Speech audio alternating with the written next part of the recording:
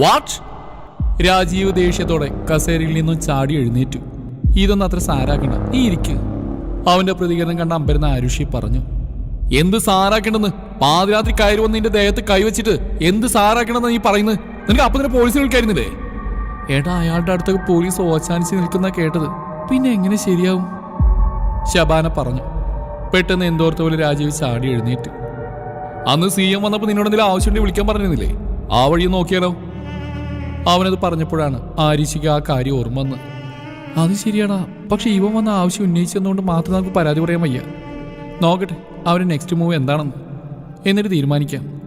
അവളുടെ വാക്കുകൾ ശരിവെച്ചുകൊണ്ട് ബാക്കിയുള്ളവരും തലയാട്ടി. അതേസമയം ആ ഫ്ലാറ്റിൽ വലിയൊരു ചർച്ച നടക്കുകയായിരുന്നു. അവിനാഷ്, നമുക്കിത് അവസാനിപ്പിക്കാൻ കഴിയില്ല. ഔക്കോ എന്ന ചൈനീസ് കമ്പനി അത്ര നിസ്സാരമാണെന്ന് കരുതരുത്. അവരെക്കാൾ എത്രയോ താഴെയാണ് നമ്മൾ. ആയുർവേദ മരുന്നുകൾ കയറ്റുമതി ചെയ്യാമെന്ന കരാറിൽ നമ്മൾ ഒപ്പുവെച്ചതാ. അതിൽ നിന്ന് പിന്മാറിയ അത് ഒരുപാട് പ്രശ്നങ്ങളുണ്ടാക്കും. അതല്ല, ഈ പദ്ധതി വിജയിച്ചാൽ ബില്യൺ കണക്കിന് ഡോളറാണ് ലാഭം. അതിലൊരാൾ അവനോട് പറഞ്ഞു. അതെ, എന്തെങ്കിലും വഴി കണ്ടെത്തിയേ പറ്റൂ. നീയും ഞാനോടൊക്കെ നമ്മൾ 5 പേർക്ക് ഷെയർ ഉള്ളതാ, അത് ഓർമ്മ വേണം. റിയ ചിലപ്പോൾ നെക്സ്റ്റ് ഫ്രൈഡേ വരാൻ സാധ്യതയുണ്ട്. രണ്ടാമത്തെ ആളും അവനോട് പറഞ്ഞു. അവിനാശ് ഒന്നും മിണ്ടാതെ ഫോൺ എടുത്ത് ആർക്കോ ഡയൽ ചെയ്തു. മതിൽ വിളിക്കാൻ തുടങ്ങിക്കോ. ഇന്ന് അവൾ വരുമ്പോൾ വീടിൻ്റെ മതിലുണ്ടാവരുത്. No excuse, okay? Phone cut ചെയ്ത് അവൻ അവരെ നോക്കി. ഇതൊരു തുടക്കം മാത്രം. അവന്റെ ചുണ്ടിലൊരു നിഗൂഢമായ ചിരി മിന്നി മറഞ്ഞു. വൈകുന്നേരം വീട്ടിലേക്ക് വരുന്ന വഴിക്ക് തന്നെ ആരുഷി തന്റെ വീടിന് മുമ്പിൽ ഒരു ആൾക്കൂട്ടം കണ്ട് പരിഭ്രാന്തിയോടെ സ്കൂട്ടറിൽ നിന്നിറങ്ങി അങ്ങോട്ടേക്ക് ഓടിച്ചെന്നു. ആരുഷി ആ കാഴ്ച കണ്ട് തളർച്ചയോടെ നിലത്തിരുന്നു പോയി. വീടിന്റെ ചുറ്റുമായി പണി കഴിപ്പിച്ചിരുന്ന മതില് പാതി തകർത്തിരിക്കുന്നു. അടുത്ത് തന്നെ മുരണ്ടുകൊണ്ട് JCBയും ഉണ്ട്. അവൾ നോക്കി നിൽക്കെ JCBയുടെ യന്ത്രക്കൈകൾ വീണ്ടും ഉയർന്നു കണ്ട് അവൾ അമർഷത്തോടെ നിലവിളിച്ചുകൊണ്ട് അങ്ങോട്ടേക്ക് ഓടി. മതിലിനും JCBക്കും ഇടയിലായി നിന്നു.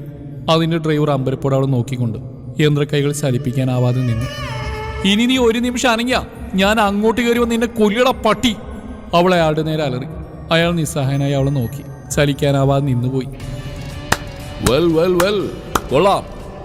പെട്ടെന്നൊരു കൈയടി കേട്ട് അവൾ തിരിഞ്ഞു നോക്കി. അവളെ നോക്കി പുച്ഛത്തോടെ ചിരിച്ചുകൊണ്ട് അവിനാശ് നടന്നു വരുന്നുണ്ടായിരുന്നു. എടാ! അമർഷത്തോടെ പല്ലിറുമിക്കൊണ്ട് അവൾ മുന്നോട്ടാഞ്ഞ് അവന്റെ ഷർട്ടിൽ കടന്നു പിടിച്ചു.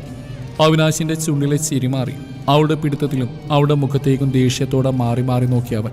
അടുത്ത നിമിഷം അമർഷത്തോടെ അവളുടെ കൈകൾ ഷർട്ടിൽ നിന്ന് വിടുവിച്ചു. അവളെ മതിലിന് നേരെ തള്ളി ബലമായി ഞെരിച്ചു. കയ്യിലെ വളകളുടഞ്ഞ് അവളുടെ കൈത്തണ്ടിൽ തറക്കാൻ തുടങ്ങുന്നുണ്ടായിരുന്നു. അടക്കാനാവാത്ത ദേഷ്യത്തോടെ അവന് നോക്കി കിതക്കുന്ന അവളുടെ കണ്ണിൽ നോക്കി അവൻ ദേഷ്യത്തോടെ പല്ലുകൾ ഞെരിച്ചു. ഈ അവിനാശ് എന്തെങ്കിലും നേടണമെന്ന് ആഗ്രഹിച്ചിട്ടുണ്ടെങ്കിൽ അത് നേടാൻ എന്തും ചെയ്യും, എന്തും. അവൻ അവളോട് ഉറച്ച ശബ്ദത്തിൽ പറഞ്ഞു. പകയോടെ അമർഷത്തോടെ അവനെ നോക്കി നിശബ്ദം നിന്നിരുന്ന ആരുഷിയുടെ കണ്ണിൽ നിന്നൊരു തുള്ളി അടർന്ന് അവന്റെ കൈത്തണ്ടിൽ വീണു. ഒരു നിമിഷം അവനൊന്ന് പകച്ചു. പെട്ടെന്ന് തീപ്പൊള്ളലേറ്റ പോലെ കൈകൾ പിൻവലിച്ചവൻ അമ്പരപ്പോടെ തിരിഞ്ഞു നടന്നു. ഈ വീട് സ്വന്താക്കാൻ താൻ എന്തും ചെയ്യുമെങ്കിൽ ഇത് നഷ്ടപ്പെടാതിരിക്കാൻ ഞാനും ഇറങ്ങിത്തിരിക്കും, അതിന്റെ ജീവൻ കളഞ്ഞിട്ടാണെങ്കിലും. ആരുഷി വിളിച്ചു പറഞ്ഞ് കേട്ടെങ്കിലും കേട്ട ഭാവം നടിക്കാതെ അവൻ മുന്നോട്ട് ആഞ്ഞപ്പോൾ അവൾ വീണ്ടും ഉറക്കെ വിളിച്ചു പറയാൻ തുടങ്ങി. തന്നെ പോലെ ഓരോ മണിക്കൂർ ഓരോ രാജ്യത്ത് സഞ്ചരിക്കുന്ന തോന്നിടത്തോളം വീടും ഫ്ലാറ്റൊക്കെ പണിയുന്നവർക്ക് ഞങ്ങളെപ്പോലുള്ള സാധാരണക്കാരുടെ വികാരം മനസ്സിലാക്കാൻ കഴിയണമെന്നില്ല. പക്ഷേ തന്നെ ഞാനത് മനസ്സിലാക്കിക്കും, നോക്കിക്കോ. ഒരു വെല്ലുവിളി പോലെ ആരുഷി പറഞ്ഞു കേട്ട് തിരിഞ്ഞു നോക്കാതെ പെരുവിരൽ ഉയർത്തി ഓക്കെ എന്ന് ആക്കി കാണിച്ചുകൊണ്ട് അവൻ കാറിലേക്ക് കയറിയിരുന്നു. കാറിൽ കയറി നിന്നിട്ട് ഏതോ ലോകത്തെന്ന പോലെ എന്തോ ഓർത്തിരിക്കുന്ന അവിനാശിനെ കണ്ട് സാമുവലിന് അല്പം ശങ്ക തോന്നി. Sir, what happened? Nothing. Avinash തലയാട്ടി. അപ്പോഴാണ് സാമുവൽ അവിനാശിന്റെ കൈകളിലെ രക്തച്ചുവപ്പ് കണ്ടത്. അയ്യോ, ഇതെന്നെ പറ്റി? അവൻ വെപ്രാളത്തോടെ അവിനാശിന്റെ കൈകൾ പിടിച്ച് നിവർത്തി നോക്കി. വേവലാതിയോടെ കാറിലുണ്ടായിരുന്ന ഫസ്റ്റ് എയ്ഡ് ബോക്സ് തപ്പിയെടുത്ത് പഞ്ഞിയെടുത്തുകൊണ്ട് ആ രക്തക്കറ തുടച്ചു നോക്കിയ സാമുവൽ അമ്പരന്നു. അവിടെ മുറിവ് പോയിട്ടൊരു പോറൽ പോലും ഇല്ലായിരുന്നു. അയാൾ അതിശയത്തോടെ അവനെ നോക്കി. സാർ അവളെ വല്ലതും ചെയ്തോ? ഈ ഫിലിമിലൊക്കെ കാണുന്ന പോലെ ബ്ലേഡ് ഒളിപ്പിച്ച് ഞരമ്പുമല്ലോ? അയാൾ പരിഭ്രാന്തിയോടെ അവനോട് ചോദിച്ചു. ഞാൻ ഇന്നവരാരെങ്കിലും കൊന്നതായിട്ടോ അല്ലെങ്കിൽ വെറുതെ ഉപദ്രവിച്ചായിട്ട് തൻ്റെ അറിവിലുണ്ടോ? അവിനാഷ് തിരിച്ചൊരു ചോദ്യം ചോദിക്കുകയാണ് ചെയ്ത്. ഇല്ല സർ. തലയാട്ടിക്കൊണ്ട് പിന്നീട് ഒരു വാക്കുപോലും ശബ്ദിക്കാതെ സാമുവൽ വണ്ടിയെടുത്തു. പക്ഷേ അപ്പോഴും ഇന്നേ വരെ ഒരു കണ്ണുനീരിന് മുമ്പിലും പതറാത്ത തനിക്കിന്ന് എന്തു പറ്റിയെന്ന് അമ്പരപ്പോടെ ആലോചിക്കുകയായിരുന്നു അവിനാഷ്. അവൻ്റെ ഉള്ളം കയ്യിൽ ഞെരിഞ്ഞൊടിഞ്ഞ കുപ്പിവെള്ളപ്പൊട്ടുകൾ ഓർമ്മ വന്നപ്പോൾ അസ്വസ്ഥതയോടെ അവൻ കൈകുടഞ്ഞു.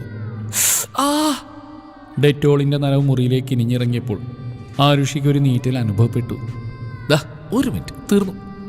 അവളുടെ കൈകളിൽ ഓയിൻമെൻറ്റ് പുരട്ടിക്കൊണ്ട് രാജീവ് പറഞ്ഞു. നിനക്ക് എന്നെ ഒന്ന് വിളിച്ചുകൂടായിരുന്നു? ഞാനപ്പോഴും ഉണ്ടായിരുന്നെങ്കിൽ അവരെ കരണ പോച്ചേനെ. ആരുഷിയുടെ മുറിപ്പാടുകൾ നോക്കി അവൻ വേദനയോടെ പറഞ്ഞു. ഇനി എന്താ പ്ലാന്?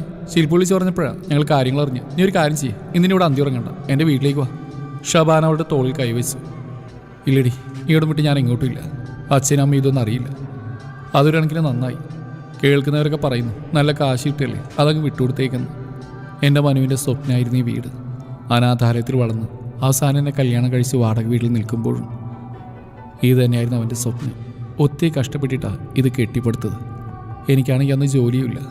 മനു ഒറ്റയ്ക്ക് ചോര നീരാക്കി പടുത്തുയർത്തിയ സ്വപ്നം ഇവിടെ മുഴുവൻ അവൻ്റെ ഓർമ്മകളാണ്. ഇതെങ്ങനെ ഞാൻ വിട്ടുകൊടുക്കും? ഇത് പൊളിക്കുന്ന പോയിട്ട് ചുമരിലെ പെയിന്റിലൊരു പോറലിടാൻ പോലും ഞാൻ അവനെ സമ്മതിക്കില്ല. എന്തോ തീരുമാനിച്ചുറച്ചതുപോലെ ആരുഷി എഴുന്നേറ്റ് റൂമിലേക്ക് നടന്നു. അവിനാഷ് കയ്യിലുണ്ടായിരുന്ന വൈൻ ഗ്ലാസ് നിലത്തേക്ക് എറിഞ്ഞു. അവിനാശ് അടക്കമുള്ള ആ ഗ്യാങ്ങിലെ മറ്റു 3 പേരും അവിടെ ഒത്തുചേർന്നിരുന്നു. ആ പീറപ്പെണ്ണിന് CM ആയിട്ട് ഇങ്ങനെ ഒരു അടുപ്പുള്ളത് ആരും അറിഞ്ഞിരുന്നില്ല. പ്ലാന്റിന് വേണ്ടി ആ വീടെടുക്കാൻ പറ്റില്ലെന്നും നാളെ തന്നെ പൊളിച്ച മുതൽ ശരിയാക്കണമെന്ന് ഓർഡറുണ്ട്. അവിനാശ് മുഷ്ടിയിരുട്ടി ഭിത്തിയിലിടിച്ചു.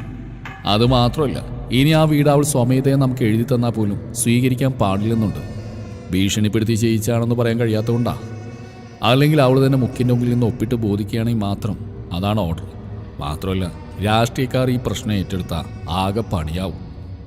അവിനാശ് കൈ ഉയർത്തി. ഇനി അടുത്ത വഴി എന്താണെന്ന് പറ. ആ പ്ലോട്ട് തന്നെ കിട്ടിയേ തീരൂ, അല്ലാണ്ട് നിവൃത്തിയില്ല. അതില്ലെങ്കിൽ പ്ലാൻ മൊത്തം മാറ്റേണ്ടി വരും. വേറെ പ്ലേസ് നോക്കേണ്ടി വരും. പേപ്പർ ശരിയാക്കേണ്ടി വരും. ഈ കുറഞ്ഞ ദിവസം കൊണ്ട് അതൊന്നും പോസിബിൾ അല്ല. എൻ്റെ മടക്കി യാത്ര പോലും ഇപ്പോൾ അനിശ്ചിതത്വമില്ല. അവൻ അവരുടെ നേരെ നോക്കി. അതിനിപ്പോൾ ഇനി ഒരു വഴിയേ ഉള്ളൂ, പ്രീണനം. അവരിലൊരാൾ പറഞ്ഞു. വാട്ട്? അവിനാശ് കാര്യം മനസ്സിലാവാതെ കൈമലർത്തി. അതായത് കാര്യങ്ങൾ നല്ല രീതിയിൽ നടക്കണമെങ്കിൽ അവൾ അനുനയിപ്പിച്ച് കൂടെ നിർത്തണം.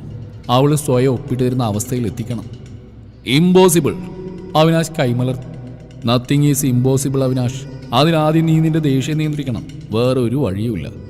ഇതത്ര വലിയ പ്രശ്നമുള്ള കാര്യമില്ല. നീ കുറച്ച് അഭിനയിക്കേണ്ടി വരും, അത്ര തന്നെ. ഓ, ആക്ടിങ്. അവരുടെ സംസാരം വീക്ഷിച്ചുകൊണ്ടിരിക്കുന്ന സാമുൽ പൊട്ടിച്ചിരിച്ചുകൊണ്ട് ഉറക്കെ പറഞ്ഞുവെങ്കിലും അവിനാഷിന്റെ ചുട്ട നോട്ടം കണ്ടവൻ പെട്ടെന്ന് നിശബ്ദനായി തലതാഴ്ത്തി. Excuse me, can I join? പെട്ടെന്നൊരു സ്ത്രീ ശബ്ദം കേട്ടവർ തിരിഞ്ഞു നോക്കി. ബോബ് ചെയ്ത മുടിയൊരു വശത്തേക്ക് മാത്രം ചീകി വെച്ച് സ്ലീവ്ലെസ് ആയ കാൽമുട്ട് വരെ മാത്രം ഇറക്കമുള്ള ഗ്രേ കളർ ഗൗൺ ധരിച്ചുകൊണ്ട് കടും ചുവപ്പ് ചായം പുരട്ടിയ ചുണ്ടുകളും ഷോൾഡറിൽ ഒരു ഡ്രാഗണിന്റെ ടാറ്റുവും പതിപ്പിച്ച ഒരു യുവതി. റിയ? അവിനാഷ് മന്ത്രിച്ചു. ഏതോ വിദേശ പെർഫ്യൂമിന്റെ അതിപ്രസരം റൂമിൽ പരത്തിക്കൊണ്ട് അവൾ അകത്തേക്ക് വന്നു. അവൾ നേരെ വന്ന് അവിനാഷിന്റെ അരികിലിരുന്ന് അവന്റെ ബിയർ ഗ്ലാസ് വാങ്ങി നുണയാൻ തുടങ്ങി. കാര്യങ്ങളൊക്കെ എനിക്കറിയാം, ഞാൻ എല്ലാം അന്വേഷിച്ചിരുന്നു. വെൽ, നിങ്ങൾ പ്ലാൻ ചെയ്ത വഴിന്ന് ടെസ്റ്റ് ചെയ്ത് നോക്ക്. അത് നടന്നില്ലെങ്കിൽ I know what to do. അവൾ അവിനാശിനോട് ചാഞ്ഞിരുന്നു. എനിക്കൊരു കാര്യം പറയാനുണ്ടായിരുന്നു. പെട്ടെന്ന് സാമുൽ എല്ലാവരോടുമായി പറഞ്ഞു. ഇവൻ ഇതെന്ത് ഭാവിച്ചാണെന്ന മട്ടിൽ അവിനാശ് അവനെ തുറിച്ചു നോക്കി. സാമുൽ വീണ്ടും പറയാനൊരുങ്ങി. ഞാൻ ഈ പറയുന്ന ആരുഷിയെക്കുറിച്ച് വന്ന് അന്വേഷിച്ചിരുന്നു. ഡിഗ്രി പഠിക്കുന്ന സമയത്താണ് അവളുടെ വിവാഹം കഴിഞ്ഞ്. ഭർത്താവ് ഒരു കൂലിപ്പണിക്കാരൻ അനാഥനുമായിരുന്നു. അതുകൊണ്ട് തന്നെ സമൂഹത്തിൽ അത്യാവശ്യം നല്ല സ്ഥാനമുള്ള അവരുടെ മാതാപിതാക്കൾ ഈ വിവാഹത്തിനെതിരായിരുന്നു. മകളുടെ ഭാവി ഓർത്തും പിന്നെ മകളുടെ കാമുകൻ പണത്തിന് വേണ്ടിയാണ് അതൊക്കെ ചെയ്യുന്നതെന്ന പേടിയുണ്ടായിരുന്നു. വിവാഹം നടത്തി കൊടുത്തെങ്കിലും അവരോട് തനിച്ച് ജീവിക്കാൻ അവർ ആവശ്യപ്പെട്ടു. വാടക വീട്ടിലായിരുന്നു കുറേ കാലം. അതിനിടയ്ക്ക് ഭർത്താവിന് ഡൽഹിയിലൊരു കമ്പനിയിൽ തരക്കേടില്ലാത്ത ജോലി കിട്ടി. അങ്ങനെ സ്വരുക്കൂട്ടി വെച്ചാണ് വീട് പണിത്. അതിനിടയ്ക്ക് വീട്ടുകാരുടെ തെറ്റിദ്ധാരണയെല്ലാം മാറി. പിന്നീട് ഒരു മകനുണ്ടായി. അതിനുശേഷമാണ് അവൾ പഠനം തുടർന്നും ജോലി ലഭിച്ചത്. പിന്നീടാണ് കൊറോണയായിട്ട് അയാൾ മരിക്കുന്നത്. അന്ന് ആ കുഞ്ഞിനൊരു വയസ്സേ ഉണ്ടായിരുന്നുള്ളൂ. പിന്നീട് ഒരുപാട് സ്ട്രഗിൾ ചെയ്തിട്ടാണ് അവൾ ആ കുഞ്ഞിനെ വളർത്തിയത്. വീട്ടുകാരും സഹോദരനും തിരിച്ചു വിളിച്ചെങ്കിലും അവൾ ഈ വീട് വിട്ട് പോയിട്ടില്ല. ഒരുപാട് വിവാഹാലോചനകൾ വന്നിട്ടും അവൾ അതൊക്കെ നിരസിച്ചു. സമൂഹത്തിൽ ഭർത്താവില്ലാതെ തനിച്ച് താമസിക്കുന്ന ഒരു സ്ത്രീ നേരിടേണ്ടി വരുന്ന എല്ലാ പ്രശ്നങ്ങളും തരണം ചെയ്ത അവൾ മുഖ്യമന്ത്രിയെ പോലും അമ്പരപ്പിക്കുന്ന തരത്തിലൊരു സൈക്കോളജിസ്റ്റായിട്ട് മാറിയത്.